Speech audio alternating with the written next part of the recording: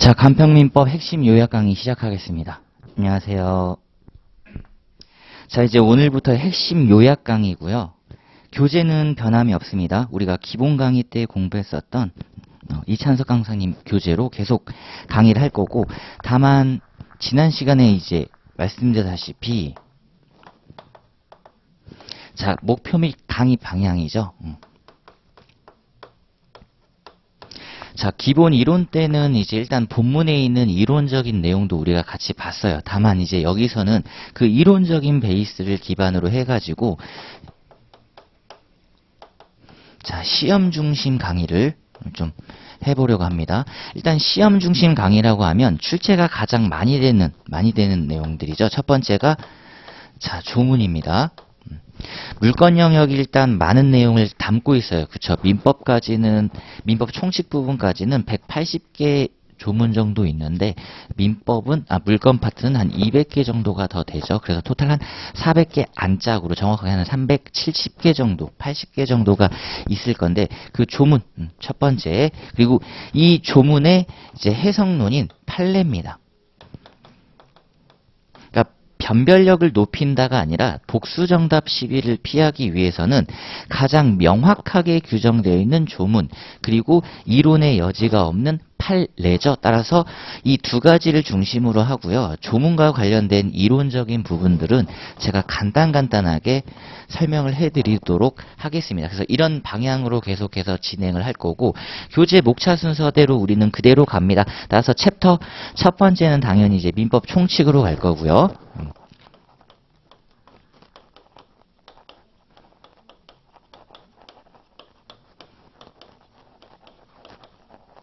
자, 20문항 정도가 고루고루 나오죠. 우리가 앞에서 봤다시피 쟁점, 주요 쟁점별로 나눈다 그러면 한 15개 정도가 나와요. 그럼 15개 정도에서 한 문제씩이 꼬박꼬박 나온다고 치고, 나머지 5문항 정도는 중요한 쟁점에서 한두 개씩 더 나온다라는 거죠. 자, 그래서 파트 1의 민법 총칙이고, 자, 우리 교재는 3페이지입니다. 제1장 민법 1번부터 또 한번 가볼게요. 그러니까 조문이 어디 배치되어 있는지를 잘 봐주시고, 그리고 제1절 부분, 지금 제목만 봅시다. 우리 민법의 의의라고 되어 있죠. 여기 이제 이론적인 부분입니다. 이론적인 부분이죠. 자, 민법이라고 하는 것은 일단 사법이죠. 사법. 공법과의 반대 표현, 즉 너와 나 사이, 개인 대 개인 간의 생활관계를 규율하는 법규범이라고 합니다. 그걸 민법이라고 하고, 그 민법의 형식적 의미는 우리가 지금 이제 공부하려고 하는 민법 전이죠. 여기가 바로 형식적 의미의 민법이고, 자, 그 다음에 개인의 권리 의무를 규율하고 있다. 그렇다면 우리는 실질적 의미의 민법이라고 해요. 즉 사법이면서 일반법이고, 우리는 민법전이라고 하는 형식과, 그리고 민법전이라고 하는 형식은 아니지만 권리 의무 관계를 다루고 있는 모든 법규범의 총체라고 해서 실질적 의미의 민법이라고 합니다. 그리고 권리 의무를 다루고 있기 때문에 우린 그걸 실체법이라고 하죠. 여기서 이제 분쟁이 발생했을 때 해결하는 절차법이 바로 민사소송법이라고 보시면 돼요. 자, 그 다음에 넘어가시면 이제 제2절이죠. 여기서 이제 조문이 있네요. 자, 그렇다면 제2절에서 자, 이제 민법의 법원이 나옵니다. 이제 여기서 한 문제 정도가 출제가 예상되는 거죠. 조문이 배치되어 있습니다. 즉 법원이라고 하는 것은 결국 재판 규범을 말한단 말이에요. 우리가 앞서 얘기했다시피 너와 나 사이에 여러 가지 분쟁이 발생했을 경우, 분쟁을 해결하는 게 재판일 건데, 과연 그 재판에서 우리가 어떤 걸 기준으로 해서 적용을 시켜야 되나, 해결을 해야 되나. 분명 법이라고 하는 건 구속력이 있고 강제성을 띠기 때문에 모든 국민들이 지켜줘야 되고, 그 다음에 의무를 부담하는 건데, 그걸 지키지 않았다면 우리가 이 법을 토대로 옳다 그르다 시시비비를 가려두겠다라는 거죠. 그래서 우리는 그걸 재판 규범이라고 하고요. 재판규범. 자, 그러면 이 이제 재판규범과 관련해서 구체적인 조문과 함께 관련된 판례를 함께 보도록 해보겠습니다. 자, 4페이지에 제2절에 제1조 나와 있죠. 자, 민사에 관하여 법률의 규정이 없으면 관습법에 의하고 관습법이 없으면 조리에 의한다. 즉, 민사, 법률, 관습법, 조리입니다. 자, 그렇다면 이제 이론적인 부분 한번 검토해 볼까요?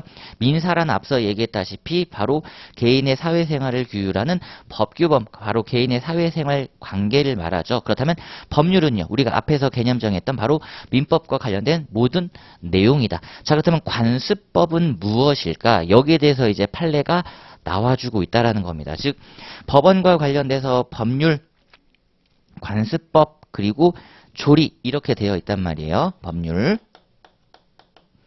관습법, 자, 그리고 조리 이렇게 되어 있죠. 이제 이론적인 부분은 마무리를 졌으니까 우리 판례 관련된 내용 함께 보도록 하겠습니다. 자, 로마자 2번에 1번의 법률과 관련돼서는 지난 시간 우리 기본 강의 때 봤던 대로 저와 함께 공부했던 내용 언더라인 위주로 봐주시고, 자, 그렇다면 이제 법률과 관련돼서 자, 5페이지에 판례 2개가 나와 있습니다. 그죠? 여기에 지금 판례가 또 배치가 되어 있네요. 이런 식의 학습을 우리 수험생분들도 해주시면 된다라는 겁니다. 그렇다면 법률과 혹시라도 동급인 실질적 의미의 민법 안에 판례 첫 번째입니다. 국제조약도 들어갈 수 있겠는가? 자, 첫 번째 줄 보세요. 우리나라가 가입한 국제조약은 일반적으로 민법이나 상법 또는 국제사법보다 우선적으로 적용된다. 우리나라가 가입을 한 국가 간에 또 법률 관계가 있을 수 있겠죠. 그렇다면 어떤 게 적용되겠는가? 우리나라만 적용되는 국내법보다는 국가 간의 생활관계, 법률관계이기 때문에 국제조약을 우선으로 적용하겠다. 바로 이런 얘기입니다. 다시 한번, 우리나라가 가입한 국제조약은 일반적으로 민법이나 상법 또는 국제사법보다 우선적으로 적용된다. 이 얘기는 어떤 의미죠? 바로 얘도, 국제조약도 바로 법원이 된다. 자, 그 다음에 이제 두 번째 판례가 헌법상의 기본권 규정이거든요. 지금 우리가 이제 민법이라고 하는 법률 관련된 가지고 구속력을 주고 법원성을 인정했는데, 결국 법률이라는 것도요, 헌법을 최상위 규범으로 한단 말이에요. 그렇다면 헌법에 있는 기본권 규정들도 우리 법원이 될 수 있겠는가? 그럴 수도 있고 안 그럴 수도 있다라는 겁니다. 자, 다만 두 번째 있는 판례는요, 자, 보세요. 헌법상의 기본권 규정은 성질상 사법관계에 직접 적용될 수 있는 예외적인 것을 제외하고는 밑에 간접적으로 적용된다라는 겁니다. 즉, 헌법에서요, 요 규정은 직접 적용하겠습니다 라고 하면 그거는 직접 적용돼서 법원이 돼요. 근데 직접적으로 적용된다는 말이 없다 그러면 간접적으로는 적용될 수 있다라는 겁니다. 즉, 헌법을 다이렉트로 적용시키는 게 아니라 중간에 법률 하나가 있어야 된다라는 거예요. 그러니까 결국은 간접 적용된다고 하면 법률이구나 해서 세 번째 줄 다시 한번 보시면 간접적으로 사법관계 효력을 미치게 된다. 자, 그럼 간접적으로 영향을 미친 조문들이 뭘까요? 바로 위에 있는 민법 2조 언더라인 103조 언더라인입니다. 일반 규정이죠. 바로 헌법에 있는 어떤 기본 원리나 기본 원칙, 그리고 우리 대한민국을 이루고 있는 어떤 질서, 요런 것들이 민법에 구현되는데 그 두 가지가 바로 민법 2조입니다. 뒤에서 보게 될 내용이죠. 바로 신의성실 권리남용. 이게 바로 헌법에서 공공복리라고 하는 게 구현된 거예요. 즉, 공공복리가 우리 일반 국민들에게 직접 적용되지 않는다라는 겁니다. 그렇죠? 공공복리를 헌법상 최상 원리로 해서 요게 구체적으로 구현된 민법이 바로 일반 국민들에게 적용된다라는 거죠. 자, 그게 바로 민법 제2조 103조예요. 이런 것들이 밑에 간접적으로 사법관계 효력을 미치게 한다. 그래서 간접적 뇌물을 해주시면 됩니다. 오히려 그러니까 직접적으로 적용될 수 있는 예외적인 것을 제외하고 이 느낌이 어떠냐면 헌법은 어떤 거시적인 쟁점이구나. 거시적인 내용들을 담고 있으니까 이건 직접 적용되는 게 오히려 아니라는 겁니다. 따라서 직접 적용된다라는 것이 외예요. 오히려 예외입니다. 간접 적용되는 게 일단 원칙. 왜냐하면 헌법상에 규정된 기본권이요. 법률의 권리로 구현됐단 말이에요. 그러니까 나와 상대방이 어떤 분쟁이 일어나서 권리 의무 분쟁이 있다고 했을 때 그 권리라고 하는 건 헌법상 기본권이라기보다는 헌법상 기본권을 토대로 민법이라고 하는 법률에 규정된 어떤 권리를 말하는 거죠. 예를 들면 바로 물권이라는 겁니다. 그럼 이 물권은 어떤 쟁점이냐? 헌법상 기본권인 재산권의 개념인 거죠. 보세요. 재산권 그리고 민법에서 물권. 우리는 물권이 직접 적용되고 있다라는 겁니다. 그러면 헌법은요. 재산권이 간접적으로 적용되고 있는 거죠. 바로 그런 내용들을 담고 있고요. 자, 그다음에 이제 2번의 불문 민법 중에 이제 관습법이 나왔습니다. 얘는 그냥 다 판례라고 보시면 되죠. 얘는 다 판례라고 보시면 됩니다. 일단 개념 자체가요. 관습법이라고 되어 있기 때문에 그렇다면 과연 우리나라의 관습법이 무엇이냐? 개념부터 시작해가지고 전부 판례라고 보시면 됩니다. 즉 의의, 요건, 그리고 효력. 이 세 가지가 모두 판례 법리라고 보시면 될 것 같아요. 그래서 반갈로 1번 판례입니다. 이것도. 자, 읽어볼게요. 자, 뒤에 여기서 관습법이란 사회에 거듭된 관행으로 생성한 사회생활 규범이 사회의 법적 확신과 인식에 의하여 법적 규범으로 승인 강행되기에 이른 것을 말한다. 나아가 계속 판례입니다. 그 관행이 헌법을 최상위 규범으로 하는 전체 법질서에 반하지 아니하는 것으로서 정당성과 합리성이 있다고 인정될 수 있어야 하며 나아가 반갈로 2번도 판례입니다. 사회의 거듭된 관행으로 생성된 사회생활 규범이 관습법으로 승인되었다 하더라도 사회 구성원들의 그러한 관행의 법적 구속력에 대하여 확신을 갖지 않게 되었다거나 사회를 지배하는 기본적 이념이나 사회 질서의 변화로 인하여 그러한 관습법을 적용해야 할 시점에서 어떤 문제가 발생한 거죠. 그 문제가 발생된 시점에 적용시킬 관습법이 이미 전체 법질서에 부합하지 않게 되었다. 이미 남녀 불평등이다. 왜 여성 종원을 제외하느냐? 이런 느낌입니다. 그러한 관습법은 법적 규범으로서의 효력이 부정될 수밖에 없다. 자, 여기가 바로 의 및 요건입니다. 판례가 얘기를 해줄 수밖에 없었다라는 거예요. 자, 그리고 이제 넘겨보시면 답번이죠. 이것도 역시 판례입니다. 누가 확인시켜주느냐? 관습법은 당사자의 주장이나 증명을 기다림이 없이 법원이 직권으로 이를 확정하여야 한다. 왜냐하면 관습이라고 하는 건 당사자 간에 일단은 잘 몰라요. 아무리 사회 구성원들끼리 거듭된 관행, 확신이 있다 하더라도 법을 만드는 건 입법자들이 만들어야 됩니다. 우리 국민들이 직접 만드는 건 아니에요. 근데 입법자들이요. 법을 못 만들었다라는 거죠. 법률을 못 만들었다라는 겁니다. 그러니까 대법원 입장에서는 그렇다면 우리 법원이 그걸 확인시켜 주겠다. 대법원이 입법 기능을 나름 어때요? 벌써 표현 나오네요. 보충하고 있는 거 맞죠? 그러니까 효력은 보충적 효력설이 라번의 반갈로 1번입니다. 판례 세 번째 줄. 판례도 보충적 효력설에 따른다. 그래서 보충적 효력설 이렇게 정리를 해주시면 되겠습니다. 그리고 이제 마번 같은 경우는 이제 이론적인 거죠. 관습법으로 인정되는 것들. 자, 여기에 대해서 우리 판례 몇 가지만 더 미리 확인 좀 해보겠습니다.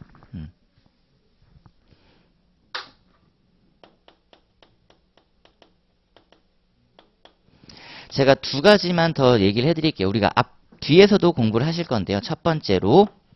자, 그래서 여성의 종원.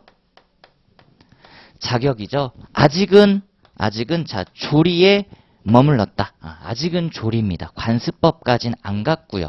자, 그 다음에 바로 이제 장자, 제사 주제자 판례예요. 자, 아버님이 예를 들면 이제 부모님이 돌아가셨을 때 제사를 누가 지내냐 중요하죠. 제사를 주재하는 자입니다. 그죠? 제사 주재자. 우리가 예전 사극에서 주상 이러잖아요. 그건 이런 의미도 갖고 있습니다. 주상이란 단어는 바로 종묘사직이라고 하죠. 막 태정태세, 문단세, 그 위패가 모셔져 있는 장소란 말이에요. 거기는 누구만 들어갈 수 있어? 왕만 들어갈 수 있습니다.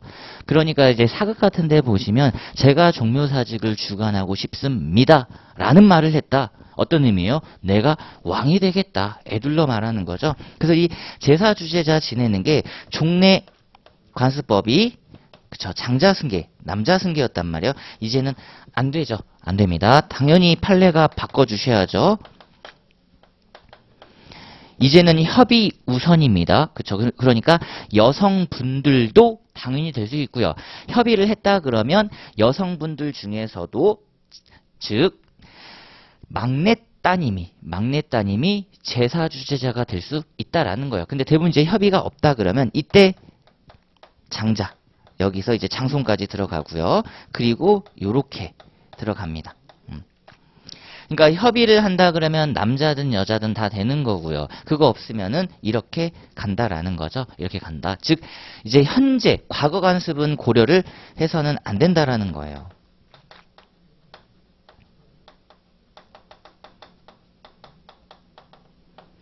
과거의 관습은 뭐다? 고려 대상이 아니다. 과거의 관습은 고려 대상이 아닙니다. 이 부분 조심해 주셔야 돼요.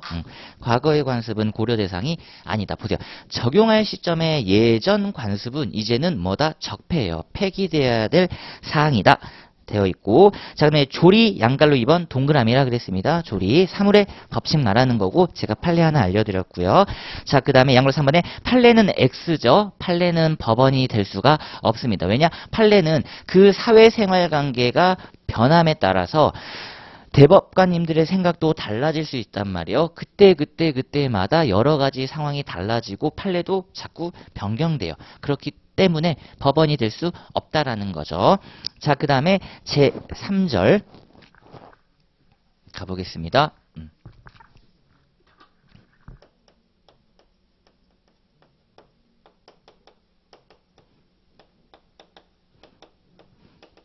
자, 여기도 이론적인 부분이죠. 우리가 여기서 이제 어떤 걸 공부하느냐? 본격적인 민법이라는 것은 그래서 개인 대 개인의 사회생활 관계를 규율하는 거니까 가장 중요한 게 바로 사적 자치구나. 보세요. 그러니까 이런 기본 원리 같은 경우는요. 민법에 일단 구체적으로 규정된 제도가 있으면 되는 거고 그게 없다 그러면 이게 바로 대표적으로 헌법에 규정되어 있다라는 겁니다. 이 헌법에 있는 규정이 직접적으로 적용되지 않고 그렇다면 이 헌법이 구현된 민법 제도가 뭐가 있어? 그래서 우리가 아까 앞서 봤던 민법 2조 그리고 민법 103조 이 두 가지인데 이제 이하에서 우리는 민법 2조를 공부한다라는 겁니다. 그래서 7페이지에 2번이죠. 사적자치의 원칙 이런 내용 봐두시면 되고요. 제가 아까 말씀드렸던 7페이지에 5번째 줄 어때요? 공공복리 이렇게 있죠. 이게 바로 헌법적 내용입니다. 이 공공복리가요. 구현된 게 바로 민법 2조의 권리 남용, 사회질서 위반 이렇다라고 보시면 될 것 같아요. 자, 그 다음에 이제 넘어가시면 제4절입니다. 판례 하나가 존재하네요.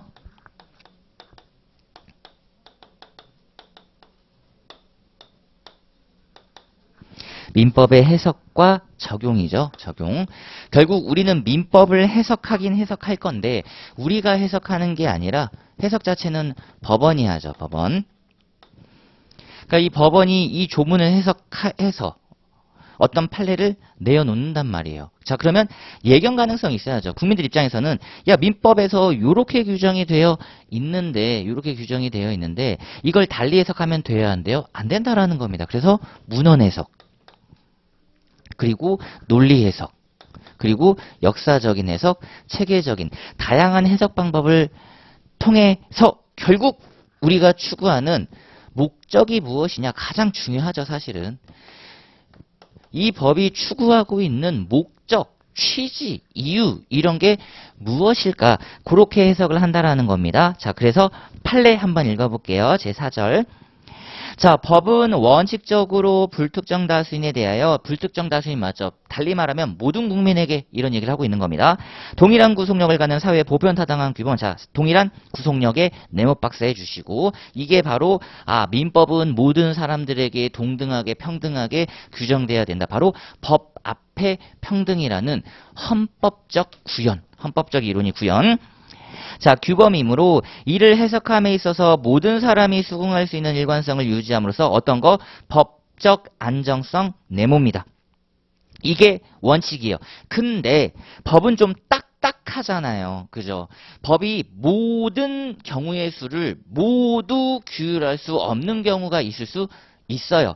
그걸 이제 누군가는 보완을 해 줘야 된다라는 거죠. 분명 우리는 이렇게 하기로 약속을 했어. 안정적이죠. 예견 가능성이 있단 말이에요. 근데 갑자기 여기서 우리가 예견하지 못했던 특수한 예외적인 현상이 초래됩니다. 자, 그렇다면 이 예외적인 현상에 대해서 그동안 우리가 약속했던 내용들을 그대로 대입하려고 하니까 해결이 안 되는 거예요. 그러면 사람들은 생각하겠죠. 야, 이런 예외적인 상황 에서 우리가 예견하지 못했던 이 상황에서만 해결할 수 있는 또 다른 제도들을 만들어 보자라고 얘기를 할 겁니다. 그래서 뒤에 보시면 그리고 실정법이란 보편적이고 전형적인 사안을 염두에 두고 규정되기 마련이므로 사회 현실에 일어나는 다양한 사안에서 보죠. 다양한 사안이죠. 그 법을 적용함에 있어서 구체적 사안에 맞는 가장 타당한 해결이 될 수 있도록 즉, 자, 구체적 타당성 네모입니다. 결국 이제 나왔네. 뒷문장 언더라인 할게요.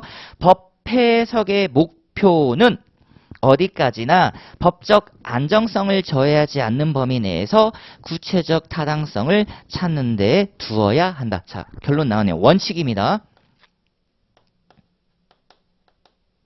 법적 안정성이죠. 이 법을 통해서 이렇게 되겠다 저렇게 되겠다라고 해서 국민들의 신뢰가 보호되어야 된다는 겁니다. 근데 그 신뢰의 예외 현상이 초래된단 말이에요.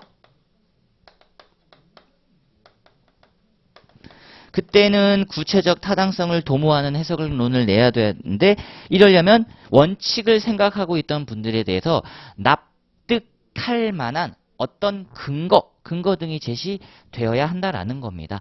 예를 들면 가산점 제도가 대표적인 거죠. 분명 균등, 기회의 균등, 그리고 모든 사람이 어떤 특정 합격선을 넘으면 합격을 한단 말이에요. 어떤 특정 점수를 받으면.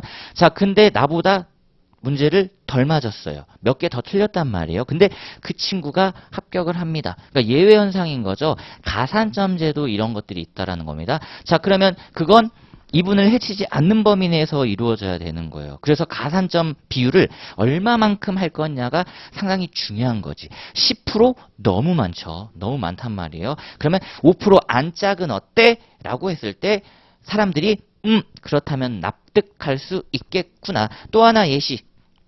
지금 이제 뉴스에서 이제 나오기 했더라고요. 그 어때요? 병영 특례 제도. 특히 이제 해외 연예인분들 지금 요 얘기가 나오고 있죠. 예를 들면 이제 BTS 같은 엄청난 유명한 가수의 경우에 국위 선양을 한단 말이에요. 그럼 병영 특례죠. 완전 예외 현상이란 말이에요. 남자인데도 군대를 안 갑니다. 그죠? 지금 만 18세 넘어가서 병역 준비역에 편입이 됐는데 지금 안 보내겠다라는 법을 만든단 말이에요. 이게 모든 국민들에게 납득이 돼야 된다라는 겁니다. 그래서 우리 국방이라고 하는 거 상당히 중요하잖아요. 얘가 이 원칙 바운더리를 넘어가면 안 된다라는 겁니다. 이렇게 넘어가면 이거는 이 법 안에 테두리에 있는 사람들이 절대 용납을 하지 않아요. 이건 예외조차도 될 수 없다라는 겁니다. 바로 그걸 설명하고 있고요.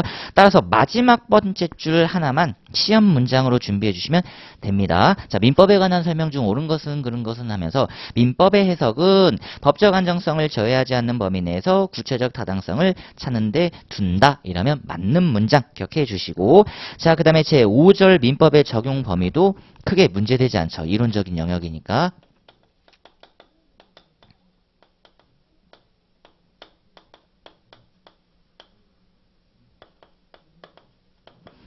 이런 의미입니다. 국내에 있는 바로 우리 대한민국 국민에게 그리고 지금 현재 문제된 시점에 있는 법을 적용하겠다라는 거죠. 그게 바로 로마자 2번에 대한 내용입니다. 자, 법률은 소급하지 않는다라는 거죠. 지금 내가 어떤 행동을 했을 때 이 행동에 대해서 규율하는 현재 시행되고 있는 법이 적용돼야 돼요. 그쵸? 근데 지금 현재 법이 없습니다. 그러면 규율될 수가 없다라는 거죠. 나중에 어떤 법을 만들어서 과거로 소급시켜서 너 그때 그랬지? 라고 한다 그러면 안 된다라는 겁니다. 그게 바로 불소급. 결국은 이런 거죠. 국내, 국민, 그리고 장내. 이게 원칙인 거예요. 이게 법적 안정성이라는 거지. 내가 어떤 행동을 했을 때 이 행동을 규율하는 법이 없네? 그러니까 하는 겁니다. 막는 규정이 없어요. 근데 나중에 이걸 만들어요. 이게 바로 소급 입법이라고 하는 거죠. 대표적으로. 그러니까 이건 엄청 극히 신중 예외 현상으로 이루어져야 된다라는 겁니다. 모든 국민들이 납득할 만한 요거는 그래도 되지 뭐. 예를 들면 어떤 혜택을 주잖아요. 그간 혜택을 받지 못하시던 분들이 있었어요. 그쵸? 그래서 상당히 힘들었지. 근데 이제 국가재정 능력이 단단해지다 보니까 법을 만듭니다. 그래서 앞으로 이제 이런 분들에 대해서 우리가 혜택을 제공할게요. 근데 생각해 보니까 우리 국가가 그동안 재정 능력이 단단하지 않아서 소홀히 대했던 분들이 계세요. 그럼 그분들에게도 과거로 거슬러 올라가서 저희가 많이는 못 해드리고요. 최소 법 만들어지기 전에 1년간 혜택을 받지 못하셨던 분들 거기까지만 저희가 재정 능력이 되니까 보호를 해줄게요. 이러면 좀 납득이 될 수 있단 말이에요. 1년간 거슬러 올라가서 보호를 해준다? 좋다. 바로 그런 내용들을 제 5절에서 담고 있다라는 겁니다. 자, 그 다음에 이제 넘어가시면 제 1장 민법에서 이제 실체법과 관련된 내용이죠. 실체법. 또 이론적인 부분입니다. 이러한 실체법은 어떤 걸 말한다? 바로 권리와 의무라 그랬습니다. 이 권리와 의무는 헌법에서는 제가 이런 표현을 드렸어요. 자유와 책임. 그러니까 보세요. 단어 자체가 뭔가 이쪽이 조금 동글동글해요. 그죠? 동글동글하고 여기가 조금 딱딱한 개념입니다. 그러니까 좀 모든 국민들이 느낄 수 있는 표현으로 해드리는 거죠. 자유와 책임. 그리고 이걸 이제 기본권이라고 하고 이걸 기본적 의무라고 합니다.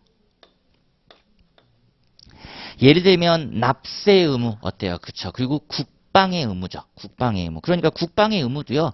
여성분들도 모두 부담을 합니다. 다만 이제 군대를 가서 직접 병력을 형성하는 건 남성분들이 하시는 거고 여성분들은 간접 병력 형성 의무를 하고 있다라는 거죠. 자, 그래서 권리 의무 개념을 봐야 되기 때문에 그 다음으로 중요한 게 일단 여기부터예요. 제 2장.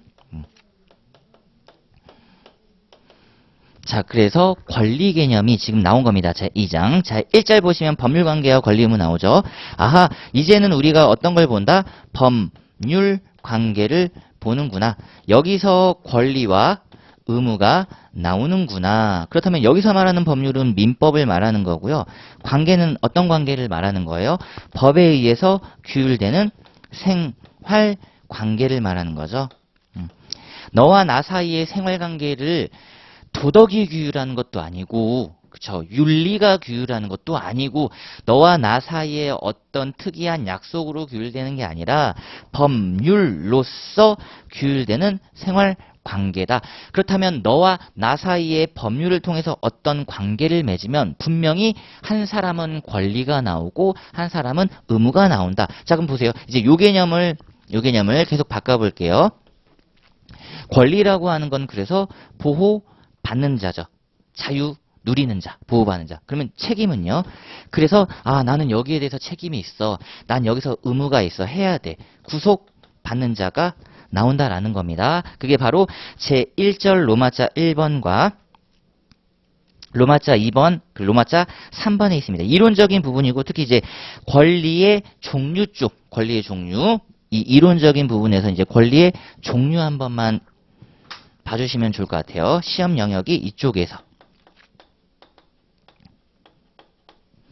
자, 이론적인 부분이지만 3문제 정도가 나올 수 있는 부분이죠. 과연 어떤 권리가 있는가 해서 로마자 3번 복습하실 때 봐주시고요. 자, 그래서 이제 넘겨보시면 인격권이라고 하는 곳에서 판례가 하나 있습니다. 자, 나번에 인격권 볼게요. 12페이지. 자, 명예권과 같은 인격권 침해에 대하여 사전 예방적 구제 수단으로서 침해 행위의 정지, 방지 등 금지 청구권이 인정될 수 있다. 결국은 이게 어떤 걸 의미하느냐? 요 판례가 의미하는 건 이렇습니다. 나는 법으로 보호를 받는데요. 내가 받는 보호에 대해서 누군가가 침해했다라는 겁니다. 그럼 그 침해한 자에 대해서 일정한 구속을 시켜야 되겠죠. 그러니까 보호받는 자를 침해했다. 당연히 구속을 받는다라는 겁니다. 이 얘기는 바꿔 말하면 권리라고 하는 것은 보호받아야 되기 때문에 이걸 침해하는 자는 일정한 제재를 받는다라는 거예요.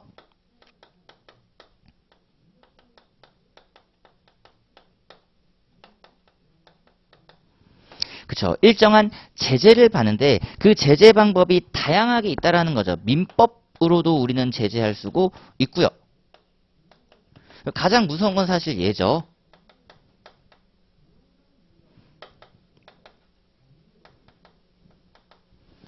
형법적 제재입니다. 그러니까 민법적 제재는 대표적으로 침해 행위의 정지, 방지, 금지 청구권, 즉 그만해, 괴롭히지 마. 그리고 물론 가장 핵심은 금전 치료라고 하죠. 손해배상 청구입니다. 결국은 하지 마 방지고요. 이게 이제 물권에서도 우리가 공부를 할 겁니다. 방해 배제, 그리고 더하기 돈 내나 손해 배상이라고 하는 것. 우린 이거 두 가지 위주로 보고요. 형법적 제재는 지금 뉴스에 가장 많이 나오죠. 뭐 명예훼손죄라든지 특히 통신망, 인터넷을 통해서 하는 것, 정보통신망법. 그쵸. 엄청 형량 셉니다. 명예훼손죄라든지 모욕죄.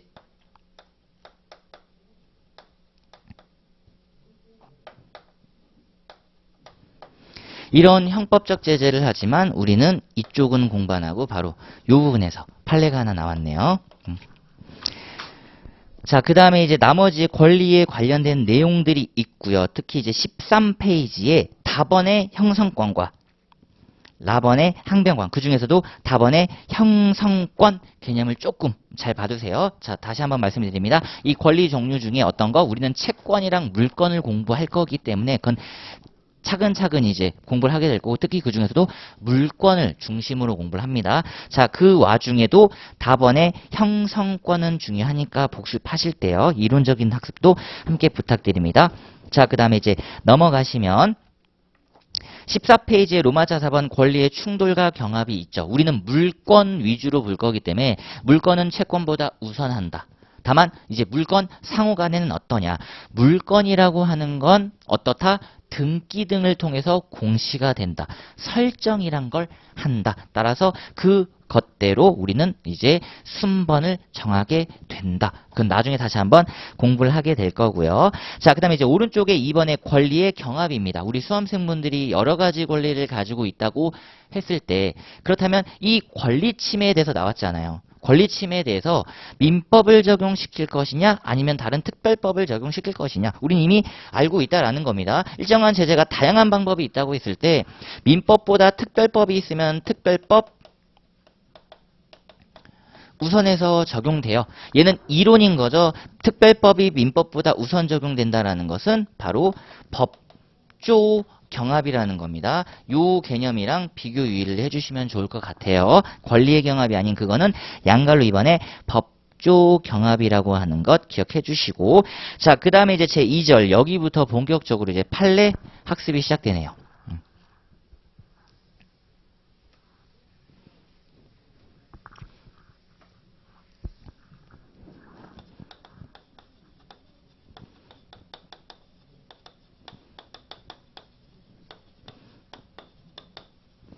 자, 신의성실의 원칙에서는 조문 가지고 있고, 그 다음에 판례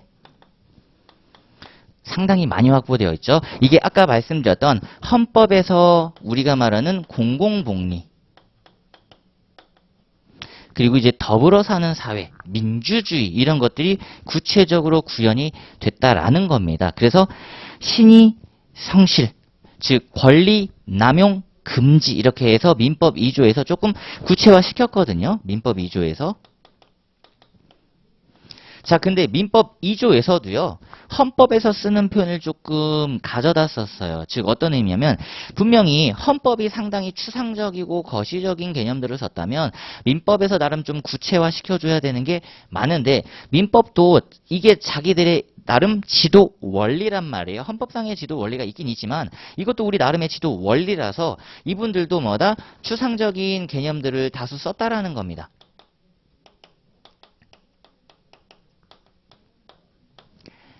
자, 그렇기 때문에 여기서 왜 중요하냐? 이걸 구체화 시켜준 거죠. 누가? 바로 판례가. 해서 여기는 100% 판례 학습입니다. 조문 나와주면 가장 좋은 거고요. 그래봤자 한 지문밖에 안 나올 거예요. 그쵸? 그 외에는 싹 다 판례가 나올 겁니다. 역시 얘도 한 문제 정도가 지금 예상이 되죠? 자, 확인 한번 해보겠습니다. 제2절 동그라미 1항입니다. 권리의 행사와 권리 개념을 우리가 앞에서 공부했죠. 보호, 그 다음에 행사와 의무, 의무도 봤죠. 구속. 이런 권리, 의무는 어떻다? 신의에 쫓아 성실히 해야 된다. 신의, 내모, 성실, 내모. 보세요. 추상적이죠. 자, 그 다음에 2항. 권리는 남용하지 못한다. 남용의 내모. 어때요? 남용이라고 하는 것도 뭔가 추상적이에요. 과연 어느 선까지가 남용이야? 맥스 범위. 그 다음에 미니멈 범위가 사실 조금 애매합니다. 그러니까 판례가 그걸 구체화할 수밖에 없고 거기에 대해서 판례가 여러 가지 얘기를 해줬지만 우리가 이제 본격적으로 공부할 내용들은 이름만 써볼게요. 사정 변경의 원칙 그리고 모순행위 금지의 원칙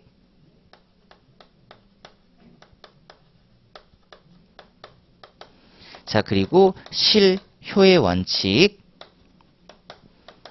그 다음에 2항에서 신의칙이 구현된 바로 권리 남용 금지의 원칙이라는 겁니다. 그럼 이제 하나하나씩 우리가 확인해 볼까요? 자, 넘어가겠습니다. 자, 일단 신의성실의 원칙이란 건 뭐냐? 지금 용어 자체가 추상적이다. 그래서 추상적 법규범인지 일단 한번 밝혀줘야 되겠죠? 자, 보시면 교재 16페이지에 의의 자 반갈로 1번입니다. 역시 판례 맞죠? 신의칙을 정확하게 또 얘기를 해줘야 돼요. 자, 민법상 신의성실의 원칙이란 반갈로 1번. 법률관계 당사자는 상대방의 이익을 고려하여 형평에 어긋나거나 신의를 저버리는 내용 또는 방법으로 권리를 행사하거나 의무를 이행해서는 안 된다는 자 추상적 규범의 내모입니다. 자, 일단 추상적 규범 나왔고요. 추상적 규범이란 단어가 나왔죠. 자, 그 다음에 이제 양갈로 이번에 법적 성격은 역시 추상적이니까 일반적, 일반 성격, 일반 조항이라는 겁니다. 가법목차의 일반 조항 네모해 주시고 그 다음에 이제 우리 앞서 봤던 이론적인 내용으로 반갈로 2번의 세 번째 줄 보세요. 유동적이어서 맞죠. 추상적이라는 건 법원의 해석에 따라 왔다리 갔다리 한단 말이에요. 따라서 그 자체의 성질상 법적 안정성을 깨트릴 위험이 있다. 그렇다면 아하 요 규정은 얘구나. 왜냐하면 바운더리를 나름 넓게 설정했다라는 거예요. 혹시라도 신의성실의 원칙이 뭔지 구체적으로 딱딱하게 정해버리면 야 이럴 때에는 우리가 적용을 못할 수도 있을 것 같은데 얘도 그래서 추상적으로 바운더리를 넓게 잡아보자. 다만 어때요? 앞서 봤죠? 이걸 해치지 않는 범위여야 됩니다. 이 테두리를 벗어나면 안 된단 말이에요. 그러니까 대법원도 알고 있는 거지. 이걸 해치지 않는 범위 내에서 얘를 한번 도모해보자. 자, 밑에 한번 확인해 봅니다. 표현 정확하죠? 합법성의 원칙과 신의성실의 원칙 누가 이긴다? 당연히 법이 이깁니다. 합법성 우선의 원칙이요. 옆에다가 땡땡 할까요? 합법성 우선의 원칙입니다. 미리 쓸게요. 법적 안정성이 우선돼야 되기 때문에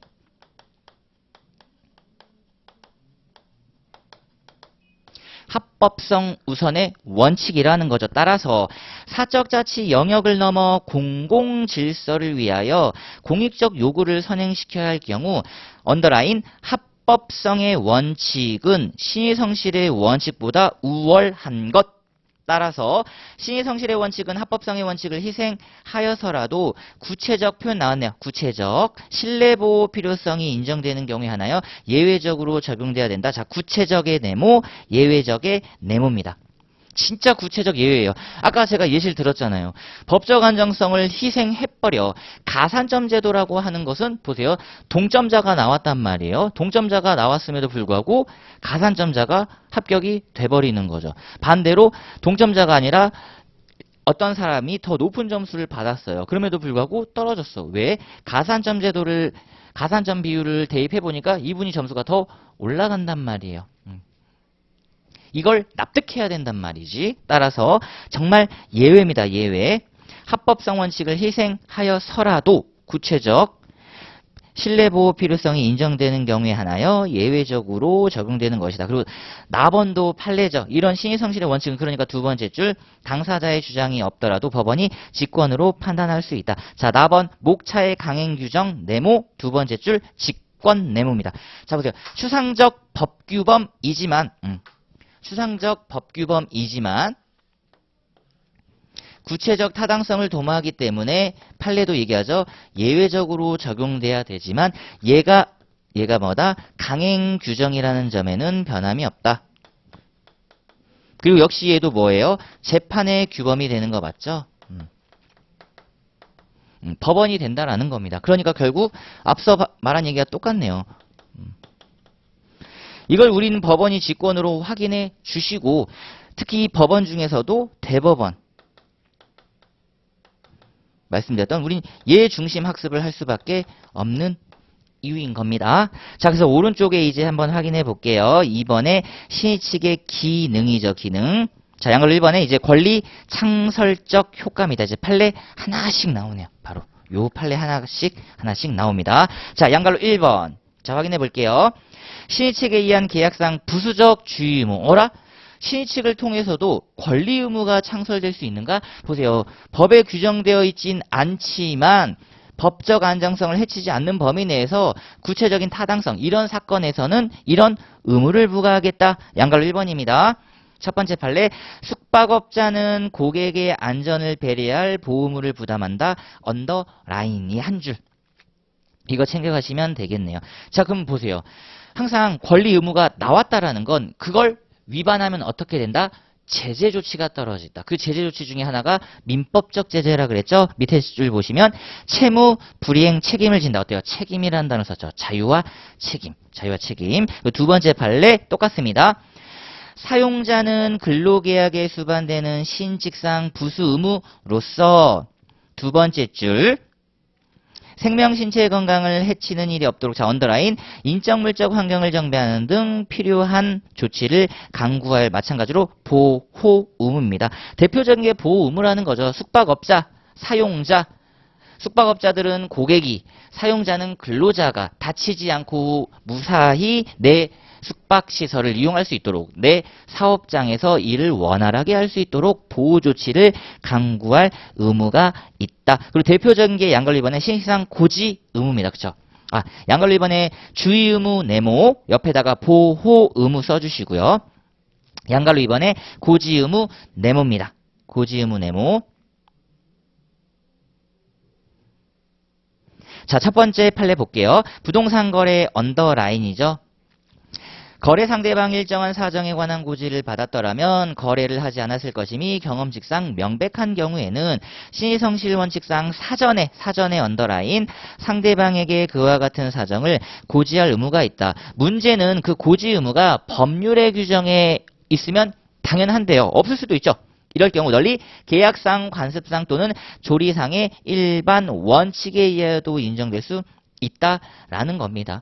즉 조리상이라고는 표현을 썼는데 조리는 법원이 된다고 했잖아요. 이 조리의 대표적인 또 내용으로서 신의칙을 들고 있는 거예요. 조리도 신의칙 안에 포함될 수 있는 여지가 있다라는 겁니다. 다만 밑에 언더라인 상대방이 고지 의무 대상이 되는 사실을 이미 알고 있는 경우에는 고지할 의무가 별도로 인정되지 않는다. 보세요. 이렇게 완화시켜 준 거 맞죠? 법률에서요. 규정된 내용들은 이제 고지 의무가 있지만 법률에 규정되지 않아도 고지 의무가 생기는 경우라도 상대방이 이미 알고 있어요. 보세요. 이미 일반인들에게 인식이 되고 있었다라는 겁니다. 이런 상황에서는 이렇게, 저런 상황에서는 저렇게, 그쵸, 저렇게.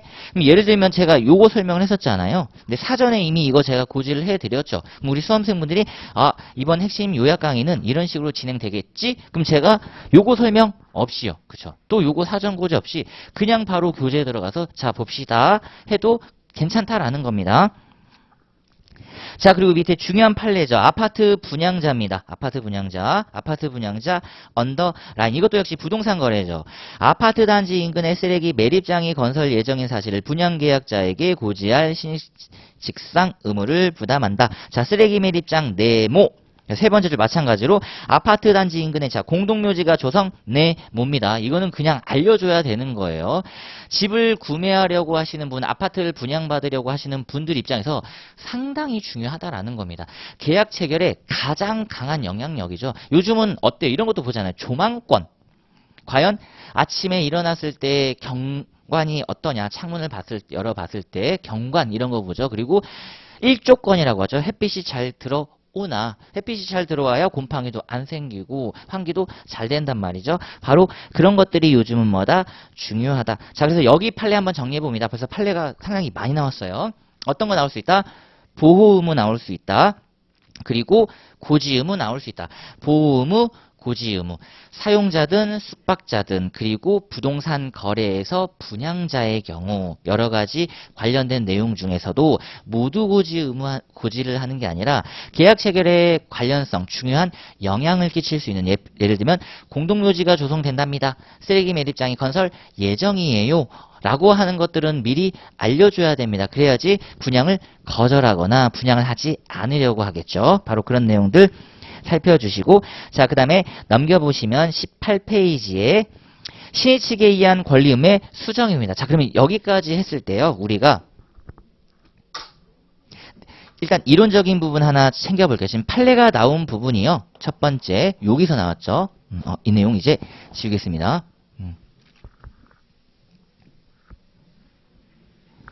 자, 여기까지가 이론적인 부분으로 의의 성격을 봤다면 지금 얘가 가지고 있는 기능을 봤잖아요. 그쵸? 신의측이 가지고 있는 기능. 그리고 그런 게 어떻게 활용되느냐. 특히 활용 쪽에 포커스가 있는 거죠. 활용. 자, 그러면 원래 있던 권리 의무의 수정도 가능하고요. 그쵸? 있는 겁니다. 그리고 없는 권리 의무도 창설할 수 있다라는 거죠. 수정과 창설입니다. 여기서 대표적인 게 바로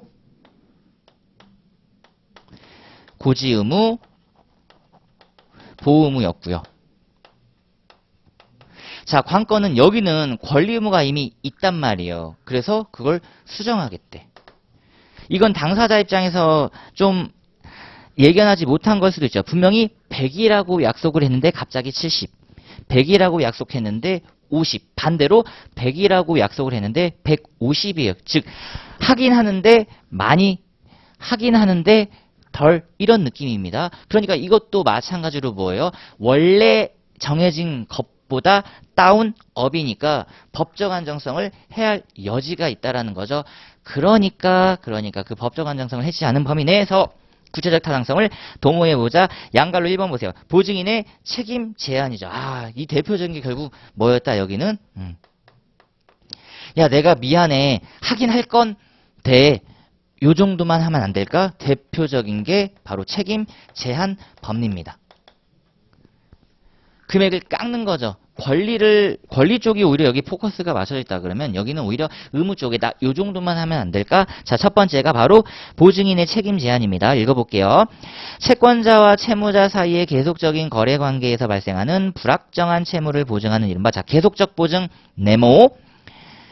경우뿐만 아니라 특정 채무를 보증하는 일반 보증 내 뭡니다. 그러니까 보증인은 무조건 전부 책임을 져야 돼요. 보증인은 그래. 그래서 보증이란 걸 쓰면 안 된다라는 겁니다. 자, 근데 채권자의 권리 행사가 시의 측에 비추어 용납할 수 없는 성질의 것인 때에는 언더라인 보증인의 책임을 제한하는 것이 예외적으로 허용될 수 있다. 또 예외란 단어 나왔죠. 예외입니다. 자, 그 다음에 양갈로 2번에 첫 번째 판례. 유효하게 성립한 계약상의 책임을 신칙과 같은 일반 원칙에 의하여 제한하는 것은 보세요. 법적 안정성에 대한 중대한 위협이 될 수 있으므로 언더라인 채권자가 유효하게 성립한 계약에 따른 급부이행을 청구하는 때에는 법원이 급부의 일부를 감축하는 것은 보세요. 원칙적으로는 허용되지 않습니다. 그러니까 극히 예외적으로는 허용될 수 있어도 법적 안정성을 해야 하면 안 되지. 100 주기로 했다면 100을 줘야지. 근데 법원이 갑자기 딱 보더니 야 그냥 너 50만 원만 주고 끝내 라고 하면 당연히 안 된다라는 겁니다. 밑에 판례도 마찬가지예요. 대표적인 위임 계약이잖아요. 지금 제가 학원과 교육 위탁 계약을 체결했습니다. 그러면 위탁 계약, 위임 계약을 체결할 때 중현이가 받는 보수는 이만큼이겠구나 라고 생각하고 제가 강의를 시작하죠. 근데 갑자기 그 금액보다 다운시켜요. 안 된다라는 겁니다. 그러니까 그 금액을 다운시키려면 보세요. 두 번째 줄 언더라인. 전부 청구할 수 있는 것이 원칙 언더라인. 다만 뒤에 약정 보수액이 부당하게 과다하여 그러니까 애초에 부당하게 약속을 체결했다면 깎일 어떤 리스크도 감수한다라는 거죠. 이 경우 신의성실 원칙에 반한다고 볼 만한 특별한 사정이 있는 때에는 언더라인 예외적으로 상당하다고 인정되는 범위 내에 보수액만을 청구할 수 있다. 그러니까 상당성 있는 보수 이걸 이제 적절하게 조절을 할 거예요. 시장 경제를 고려해가지고 이런 사건에서는 요 정도만 금액을 받는 게 맞는데 어때요? 너무 과하게 책정을 했다라는 거죠. 그러니까 누가 봐도 부당해. 딱 봐도 불공정 계약일 가능성이 높다라는 겁니다. 신의칙으로 금액을 다운시키죠. 자, 계약 자체를 무효로 돌리지는 않습니다. 요 18페이지에는 판례가 중요한 게 뭐냐면 이건 수정이에요. 수정이란 말은 계약 자체를 무효로 돌리진 않는다라는 겁니다. 이거는 완전히 법적 안정성을 넘어선 거예요. 지금 계약이 유효하게 체결됐음을 전제로 돈을 줄 거냐 말 거냐의 문제지 돈 줄 거냐 말 거냐 이전인 계약 자체의 유무효를 따져보는 건 당연히 안 된다라는 겁니다. 당연히 안 돼요. 안 돼. 자, 그 다음에 밑에 보시면 이제 3번의 구체적 적용 파생 원칙이 있죠. 여기부터는 아까 제가 말씀드렸던 이제 대법원이 본격적으로 나선 겁니다. 틀만 잡고 잠깐 쉬도록 할게요. 자, 교재가 첫 번째 양갈로 1번 모순행위 금지 원칙으로 들어갔네요.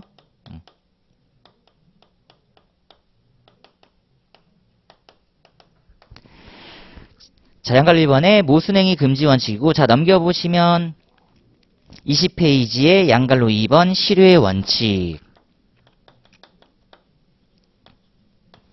권리가 실효되는 거죠. 자, 그리고 21페이지 양갈로 3번 봤더니 사정 변경의 원칙입니다.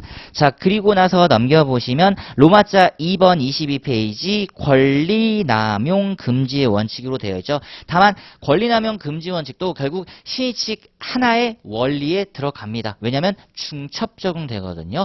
권리남용에 위반될 경우 신의칙 위반이다. 이렇게 얘기를 한단 말이에요. 권리남용이어서 신의칙 위반이다. 그래서 판례도 역시 파생원칙으로 봐버립니다. 미리 정리할게요. 즉 신의칙과 중첩 적용된다는 거죠.